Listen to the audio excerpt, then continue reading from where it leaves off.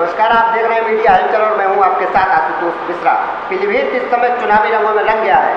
हर तरफ सिर्फ चुनाव का शोर दिख रहा है और इस वक्त हमारे साथ है पीलीभीत से गठबंधन प्रत्याशी हेमराज वर्मा। हम उनसे जानेंगे क्या है उनकी रणनीति और बीजेपी को चुनाव में मात देने के लिए किन मुद्दों से तो पीलीभीत की आवाम के बीच जाएंगे। हाँ तो वर्मा जी, किन मुद्दों को लेकर आप पीलीभीत की जनता के बीच चुनाव लड़ेंगे?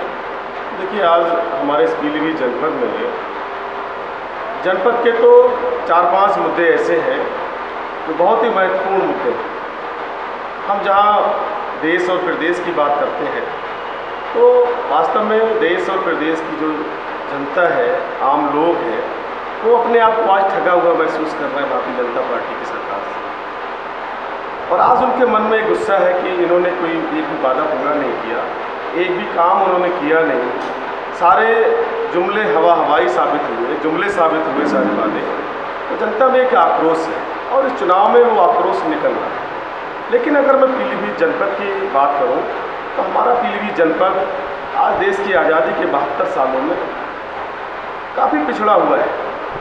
ईश्वर ने, कुदरत ने हमारे जिले को बहुत कुछ दिया, इतनी बेहतरीन जंगल, बेहतरीन ज़मीन, जल, इतने अच्छे सीधे सच्चे लोग, सब कुछ दिया, लेकिन उसके बावजूद हमारा जनपद पिछड़ गया। ऐसा नहीं कि हमारे जनपद के लोगों ने लीडरशिप चुनने में कहीं पर कमी की हो या कहीं पर एक उनके मन में उन्होंने एक कोशिश ना की हो कि हमें एक बड़े नेताओं को चुने, लेकिन वो एक धोखा हुआ, धोखा साबित हुआ। ये जो बड़े नेता अपने आप को कहलाते हैं, राष्ट्रीय नेता कहलाते हैं, भारत सरकार में कैबिनेट मिनिस्टर बनते हैं, पहले भी मिनिस्टर रहते हैं, अगर ये वास्तव में अगर नाम की बजाय अगर कुछ काम करते और अपने नाम का, अपने पद का, अपने कद का, अपनी हैसियत का अगर 20% भी इस्तेमाल करते तो आज हमारा पीलीभीत पिछड़ता नहीं। आज हम लोग देखते हैं कि देश की आज़ादी के 72 सालों में आज यहाँ बेरोज़गारी एक बहुत बड़ी समस्या है। यहाँ के लोग कहीं जम्मू कश्मीर में काम करने जाते हैं, हरियाणा पंजाब में फार्मरों के यहाँ गोबर खाने जाते हैं, दिल्ली और मुंबई में ऑटो चलाने जाते हैं, गुजरात उत्तराखंड में लोग मजदूरी करने जाते हैं। तो ये बड़े नेता अगर इस जिले में 2-4 फैक्ट्रियाँ लगाई होती तो आज रोजगार के संसाधन निकालते। वर्मा जी, आप कह रहे हैं कि जिले में फैक्ट्रियाँ लगाई होती। एक बार मैंने सोशल मीडिया पर एक भाजपा नेता या भाजपा कार्यकर्ता थे उसका बयान देखा। उसने कहा अगर जिले में फैक्ट्रियाँ लगा दी जाती तो ये जो खेत हैं वो सारे फैक्ट्रियों के पोल्यूशन से बेकार हो जाते। तो इस बारे में आप क्या कहेंगे? मैं उस पर आऊँगा, लेकिन मैं एक मुद्दा जो मैंने बताया 3-4 मुद्दों में, पहला मुद्दा बेरोजगारी का, दूसरा मुद्दा है यहाँ पर शिक्षण संस्थाओं का। तो यहाँ के बच्चे, कृषि प्रधान जनपद है, यहाँ के बच्चे BSc AG, MSc AG करना चाहते हैं, डॉक्टर इंजीनियर बनना चाहते हैं। तो यहाँ पर कोई बड़ा यूनिवर्सिटी यहाँ पर नहीं बन पाई, तो बच्चे यहाँ पर जो उनकी प्रतिभाएँ हैं वो सिमट कर रह जाती हैं और चाह के भी नहीं आगे बढ़ पाते। तीसरा सबसे बड़ा मुद्दा है कि यहाँ के जो लोग हैं, गरीब लोग, वो अपने छोटी कोई बड़ी बीमारी उन्हें हो जाए, ईश्वर ना करे वो कहीं गंभीर रूप से बीमार हो जाए, तो उन्हें दिल्ली या लखनऊ जाना पड़ता है। और नहीं तो यहाँ प्राइवेट अस्पतालों में उनके कपड़े उतर जाते हैं, उनकी ज़मीनें बिक जाती हैं, उनके जेवर बिक जाते हैं और बहुत से महंगे इलाज की वजह से इलाज नहीं करा पाते, उनकी जान चली जाती है। तो देश जहाँ हमारे मंडल में बरेली में मेडिकल कॉलेज बन जाते हैं, हमारे बदायूं में मेडिकल कॉलेज बन जाते हैं, हमारे शाहजहाँपुर में मेडिकल कॉलेज बन जाते हैं, लेकिन बड़े नेताओं के रहते हुए भी हमारे पीलीभीत जनपद में एक भी मेडिकल कॉलेज नहीं है, जो भी एक बहुत बड़ी समस्या है। एक चौथी बड़ी समस्या है, मैं 4 मुद्दों की बात कर रहा हूँ। चौथी सबसे बड़ा मुद्दा ये है कि आज हमारे पीलीभीत देश की आज़ादी के 72 सालों में आज पीलीभीत के लोग देश की राजधानी दिल्ली से और प्रदेश की राजधानी लखनऊ से आज भी हम लोग सीधे ट्रेन से नहीं जुड़े हुए हैं, तो यातायात के संसाधनों की भी बहुत कमी है। तो ये 4-5 मुद्दे हैं और इन मुद्दों को जनता ने महसूस किया कि बड़े लोग, ये नाम वाले लोग केवल नाम के लिए यहाँ पर आते हैं और काम के लिए नहीं आते। तो इसलिए जनता ने मन बनाया कि हमें इस बार क्यों हमें अपना स्थानीय सांसद चाहिए, इसीलिए आज स्थानीय सांसद की मांग है और स्थानीय सांसद बनाए जाने का मुद्दा है। और सीधी बात जनता में है कि बाहरी हटाओ, पीलीभीत बचाओ और बाहरी देखे बार स्थानीय सांसद अब की बात, ये मुद्दा है हमारे पीलीभीत। भाई, दूसरा सवाल हमारा ये है कि मेनका गांधी तो चली गई, मैदान में युवराज है, क्या गठबंधन आपका टक्कर दे पाएगा? देखिए, गठबंधन की ताकत का लोग भले अंदाज़ा वो लोग ना लगाएं, लेकिन उन्हें अंदर से महसूस होता है गठबंधन की ताकत है। और जहां अपने युवराज की बात है तो मैं उस पर कहना चाहता हूँ कि बेशक वो अपने परिवार के युवराज हो, लेकिन पीलीभीत में उनकी माँ थी। वो अपने पीलीभीत को अपने सबको बच्चा समझती थी कि मैं पीलीभीत की माँ हूँ। तो माँ ने यहाँ पर कुछ किया नहीं, कहती थी कि हम भीख मांग मांग कर पीलीभीत को लाते हैं।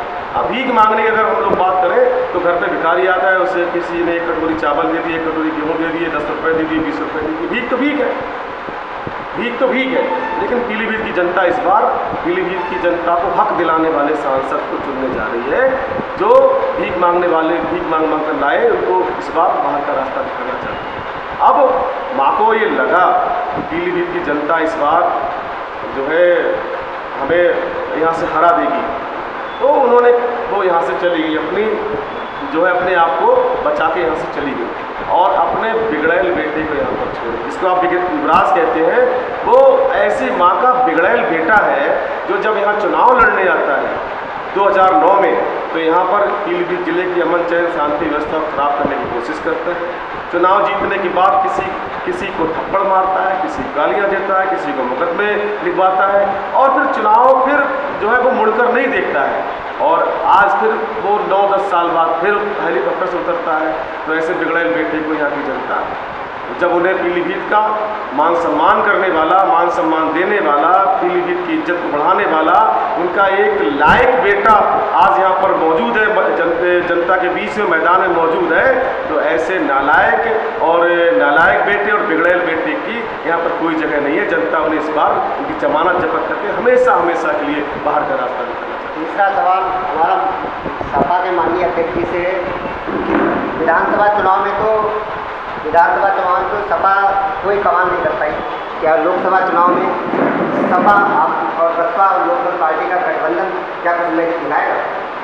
देखिए, जब गोरखपुर में, फूलपुर में सपा बसपा का इशारा था, समाजवादी पार्टी लड़ी और इशारा था, तो हमने उत्तर प्रदेश के मुख्यमंत्री जी को भी उनकी लोकसभा में धूल चटाने का काम किया और उप मुख्यमंत्री उनके केशव प्रसाद मौर्य को भी किया।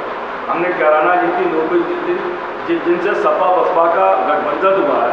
जब से बहन जी मायावती जी का, माननीय अखिलेश जी का और माननीय अजीत सिंह का गठबंधन हुआ, भारतीय जनता पार्टी घबराहट में है और उन्हें एहसास हो गया कि इस बार हम उत्तर प्रदेश में कम से कम 75 सीटें गठबंधन जीतने जा रहे हैं। और गठबंधन की दर की वजह से ही अम्मा जी यहाँ से चली गई, बेटा को भेज दिया और यहाँ की जनता समझ गई है कि ये दोनों लोगों को धोखा देते हैं, झूठ बोलते हैं, क्योंकि भारतीय जनता पार्टी झूठ बोलने की फैक्ट्री है।